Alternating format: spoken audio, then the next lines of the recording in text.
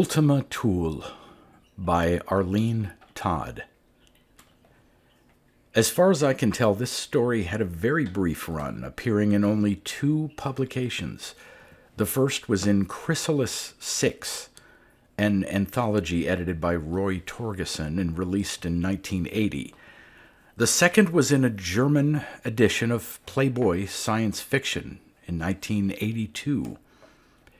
Read by Daryl T. Smith II for my channel, Quasar Spectra. ULTIMA THULE.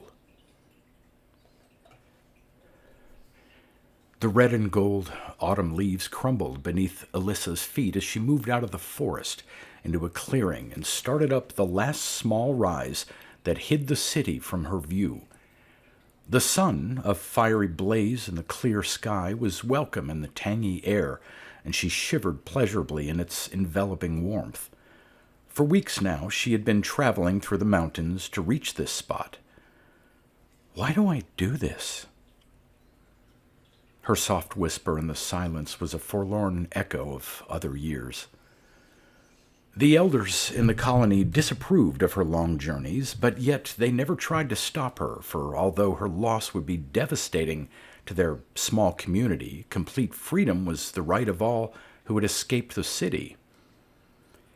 Now she could see it, the massive gleaming dome that guarded its inhabitants from the outside world, filled the plain beneath her and spread on as far as her eyes could see, and she knew it sprawled even farther beyond the horizon. On a grassy bank she knelt and contemplated the hated dome. Had she hoped again to find that it had opened, that those within had finally rebelled? She knew better. She was one of the highly educated elite, a surgeon, and as such, she understood too well the thorough conditioning of the city's inhabitants. But David was down there, still within the city, and this was as close as she could ever come to him. The only way they could be together again was if he came to her, and that, she knew intuitively, was only another futile hope. David. She whispered his name aloud. Her eyes stung with tears as her thoughts went back to the day she had left him. Did he know how very much she loved him? Did her leaving cause him pain? And because she was alone, she let loose the anguish kept locked in her heart. Those were her last conscious thoughts, her last words before the beam hit her. Lost in her painful reverie, she had not noticed the sudden flurry of the forest creatures, nor the patrol ship's almost silent approach. Slowly, awareness returned. First, she felt the unyielding manacles on her wrists, and then a sudden sinking feeling in her stomach that told her the ship was plunging toward the city. She tried to open her eyes to see the outside world, to glimpse the sun and the sky and the mountains just once more on this last day of her life, but she could not force her paralyzed muscles to obey. They took her directly to the hospital, but she did not see the familiar, gleaming, white, towering building. She regained consciousness while they were in the special elevator that was taking them directly to the prison levels of the hospital, miles below the surface of the city. Strapped helplessly on a stretcher, she was acutely aware of the tons of concrete above her. Her deep blue eyes focused on one of the patrolmen who was staring at her intently.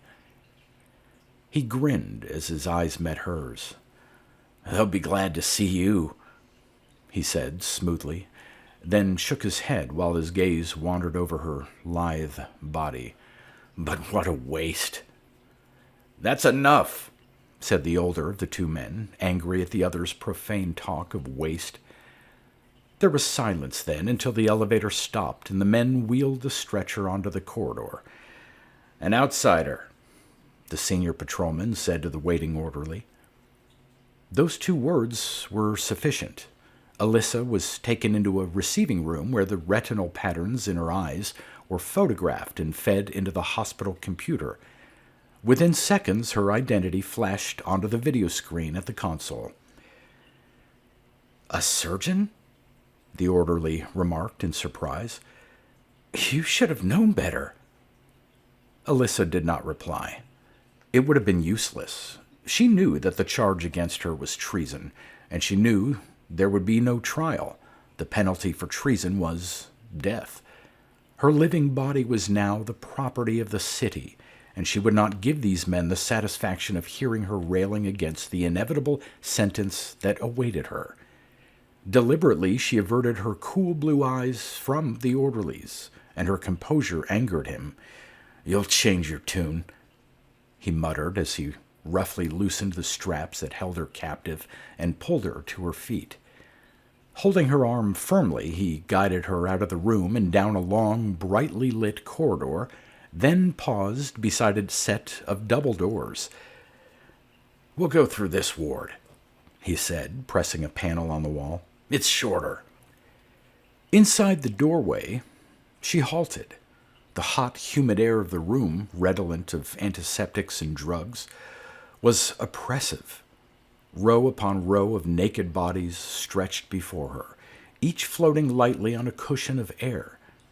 Here and there, orderlies moved among the airbeds, adjusting the mass of intravenous tubings that fed nutrients and medication into the patient's blood streams, and checking the catheters that carried away their wastes. "This is one of my favorites," the orderly commented, nodding toward a young woman whose long auburn hair spread out like a halo around her head. She was beautiful. Her smooth body was unmarked by scars. Only the bandages over her eyes accounted for her presence on the ward. Nothing was wasted in the city.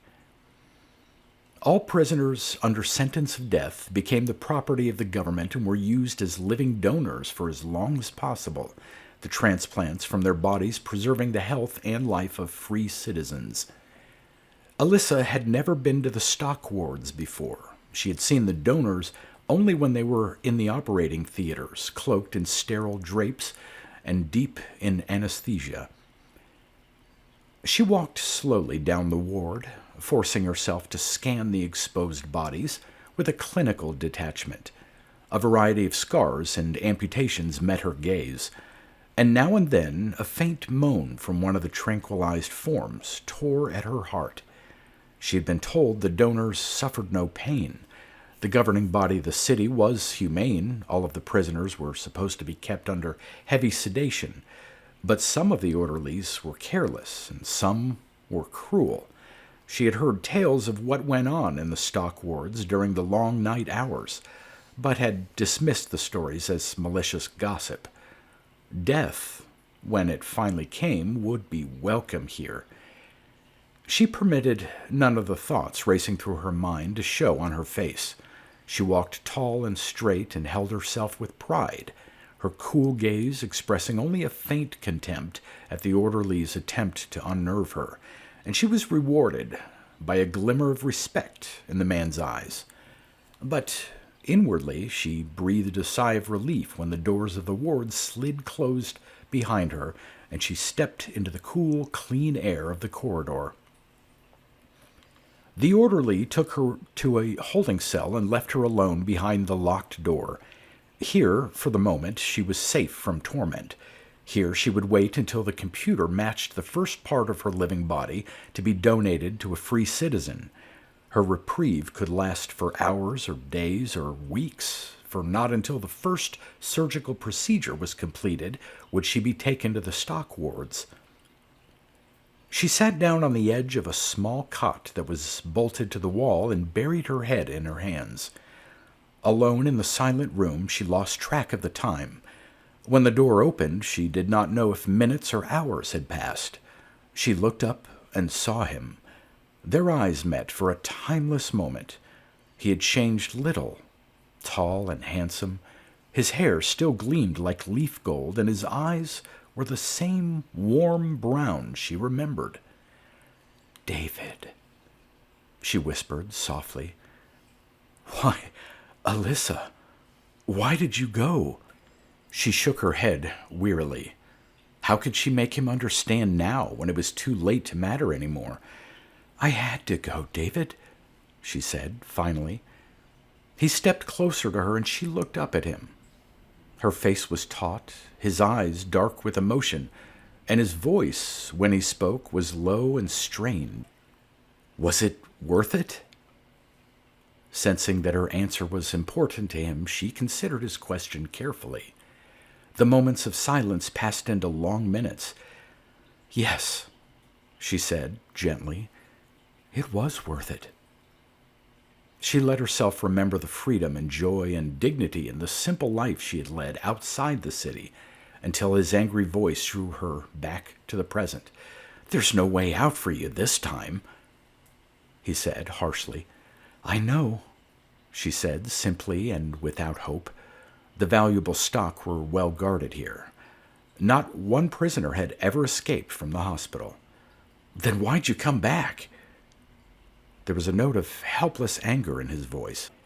The words formed in her mind, and for one brief moment hovered on her lips, but the years apart had not dimmed the empathy between them. Intuitively, she sensed that it was pain that prompted his anger. In the end, she could not let herself add to his burden, and so the words of love that should have been spoken were not. Like a barrier, her silence stood between them. Once again, he tried speaking her name more gently, his hand touching her shoulder. Please go. With a part of her mind that rose above her own torment, she marveled at the cool composure in her voice. He stayed but a few moments longer, then the door closed quietly behind him, and he did not return. In the empty room, Alyssa stretched out on the narrow cot and turned her face to the wall.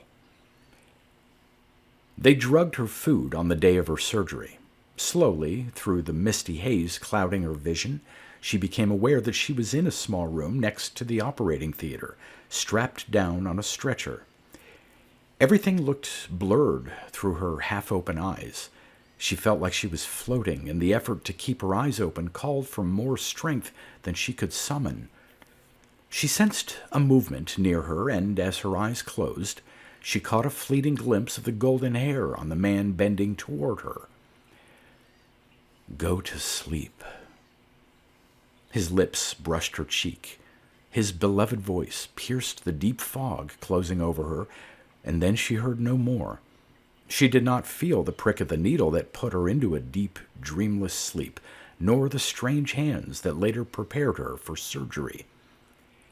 With a skill born of long practice, the surgical team had Alyssa draped and anesthetized when David, gloved and gowned, approached the operating table.